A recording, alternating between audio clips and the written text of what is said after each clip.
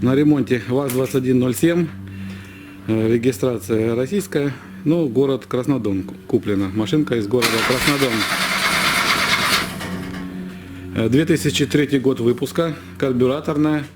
На одометре 91 тысяча. Неизвестно какого круга.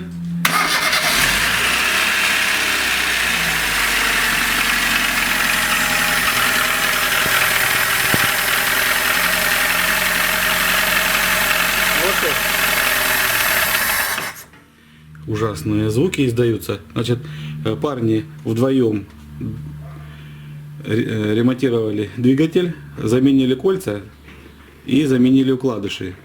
Ремонт был потому, что большой расход масла был. Уже автомобиль проехал 2000 километров. Масло вроде как не расходует. Давление немного лучше стало. Но вот с первой попытки запуска вот такие вот страшные шумы. Как он 2000 проехал на таких шумах, удивительно. Двигатель 1,5-литровый. Нам нужно, ну, вроде как сказал, капитальте. Но сейчас снимем крышку, посмотрим, может там... еще сказали, цепь новая, звездочки старые, помпа новая. Залита вода в перемешку с тосолом. Сняли клапанную крышку, шпильки, резьбы распредвальные все под замену, резьбы в них нету, по 2 гайки закручено. Судя по вот этой вот высоте резьбы на регулировочных болтах, скорее всего, ни разу не прирезались седла. Седло должно быть в нормальном состоянии. По нагару, ну здесь 2000 назад ремонтировалось, наверное, парни помыли все. Снимаем распредвал. Так, по свечам зажигания, значит, были куплены в город Краснодон. При покупке парни сказали, что нам нужно на карбюраторную семерку с электронным зажиганием. Значит, 17. Ну, правда, дали 17 свечи, как парни и говорили. Только эти свечи оказались то ли с мотоцикла, короткие вот резьбы, то ли от Волга. На ГАЗ-24 тоже такие вот коротенькие. На Москвиче длинные. Такие вот должны быть длина резьбы. И такие вот продали город Краснодон. Жигулевские типа. Так, еще парни сами регулировали клапана. Так, смотрим. Рычаги газораспределения на вид в очень хорошем состоянии. Нет таких поеденных, выгрызанных. Цепь, сказали, новая, но стоит почему-то удлинитель на болту. Может, он не держит. Так, и также новые поставили успокоитель и натяжитель. Успокоитель не оборванный. Думали оборванный, поэтому такой звук происходит. Но где-то тут глубже собака зарыта.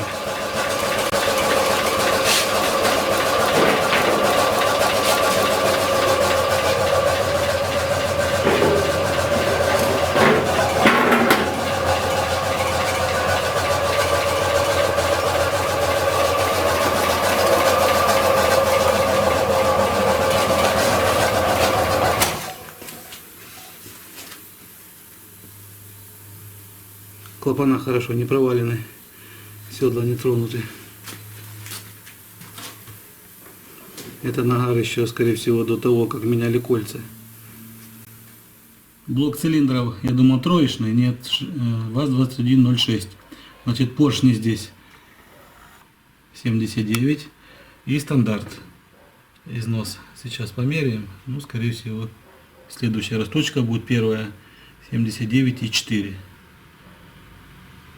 Это вроде бы как редко считается семерка шестерочным блоком.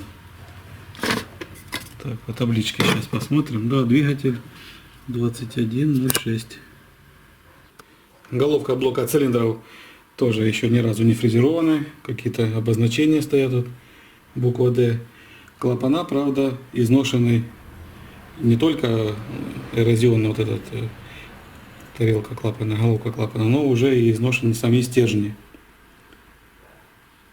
Сальники здесь держать не будут, новые поставим, а они тут вот как наждачка Ну и также по вот этим отложениям, так называемая шуба, тоже видно, что сальники здесь не держат.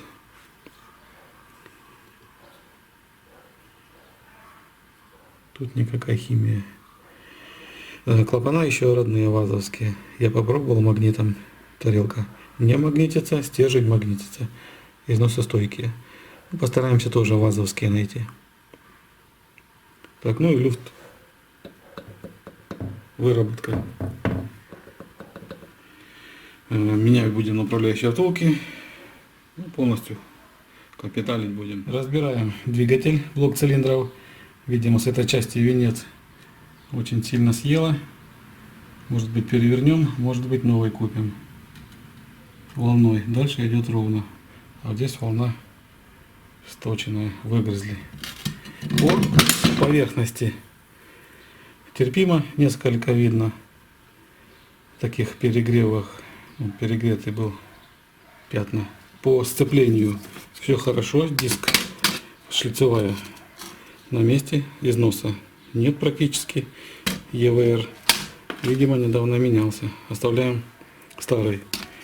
И вот эту поверхность мы обрабатывать не будем, потому что уже он давно катается. Поверхности уже притерлись. Диск и маховик. По корзине. По корзине тоже все идеально. Корзина новая, оставляем старая. Паук на месте. Корзина, видимо, свеженькая. Единственное, выкинем подшипник. Тут такая ржавчина везде. Это ржавчина даже вот на болты.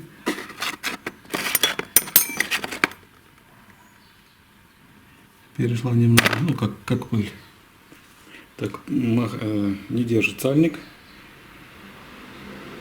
Но еще и сверху откуда-то отсюда течь. Поэтому, ну, сальник-то все равно новый будет. Посмотрим заглушки. Раз двигатель на воде ездил, то, возможно, будем менять все заглушки.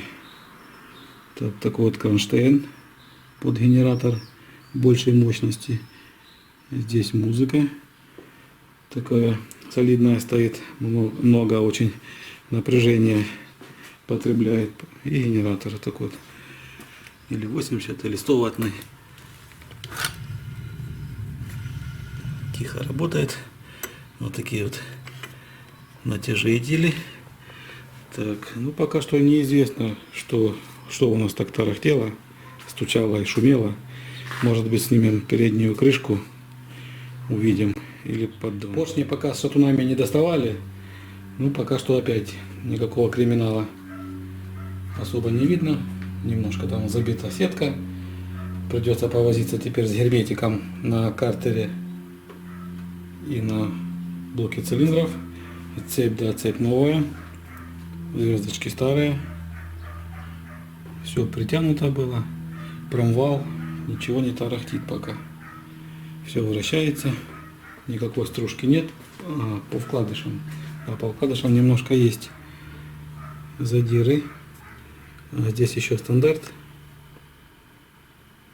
Это коренные. Ну, сейчас будем доставать поршни и шатунные, смотреть, изучать. Их доставали, меняли кольца и вкладыши. Вкладыши только на шатуны. Вытягивали поршни, шатуны, пальцы на месте, ничего не повылазило. Со вкладышем, шатунами тоже полный порядок. Пока что непонятно. Промвал в отличном состоянии. Проверим втулочки. Вот эти вкладыши шатунные. Слегка пару царапин есть. Так, криминала особого не видно. Осевое смещение, ну, в пределах такой нормы было.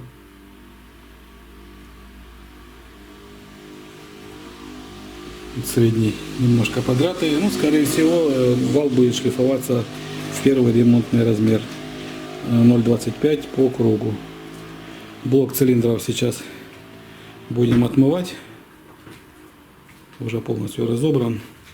И будем делать замеры. У нас утро следующего дня. Вчера вечером То есть даже до обеда разобрали все, погрузили в этот аквариум, покипятили где-то часик, ну как покипятили, 70 градусов, и тены выключаются.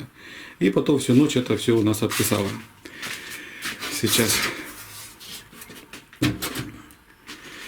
блок, головка блока, ну и все, что поместилось. Вот видно, вся грязь в взвешенное состояние.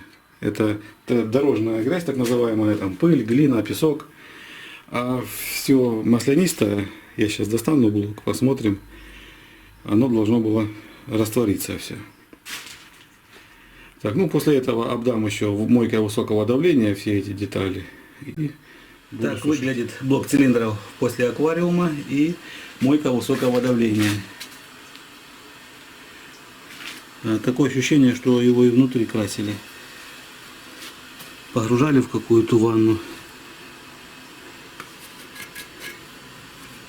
Синий чугун изнутри. Ну вот он не крашеный, блестящий, вот он крашеный. Может в порошок какой-то. Вот немножко на стенках осталось. Ну потом, когда будем его отдавать на расточку и на фрезеровку, и потом в конце еще бензином вымываем все, продуваем. Так, ну вот так выглядит головка блока цилиндров. Тоже после аквариума и после мойки высокого давления. Перед тем, как отдать головку на фрезеровку токарю-расточнику, нужно с ней сделать все возможное, чтобы вот эта процедура, операция была самая последней, так как столик прикручиваем, полоски, царапинки остаются, потом идет прирезка, притирка, все это перемещается, шоркается, царапается, все делаем по головке и в самую последнюю очередь уже отдаем на фрезеровку, когда уже все готово перед засухариванием. Втулки клапанов уже установлены новые, в этот раз польские AMP. Вот самые дешевые нашли, комплект ВАЗ-2101. Это впуск и выпуск, вот цена на комплект 2000 российских рублей, самые дешевые. Проверка подлинности. И также клапана на этот раз будут вазовские, ну как обычно. Вазовские клапана. Значит, все подготовлено. Устанавливаю пилот. Сейчас резец настроен на впускные клапана. Седла прирезаю впуск и затем резец подвожу поближе сюда и делаю остальные выпускные клапаны. В начале видео, когда разбирали двигатель, я показывал, что болты крепления маховика такие рыжие или ржавые. Сказал, что что-то с подшипником или еще с чем-то. Откуда такая пыль ржавчины. Сейчас батя выпрессовал подшипник коленвала.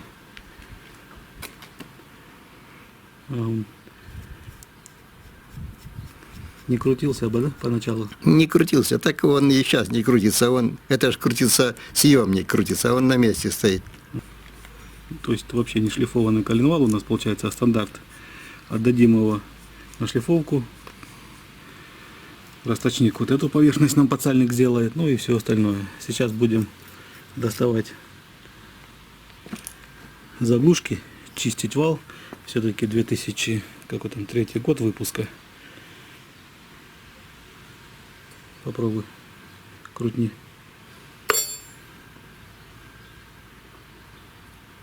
Да не. Еле-еле. Есть немножко. Не крутится относительно внутренней обоймы. Не крутится. Я слышу, что по пальцу. Да и так видно.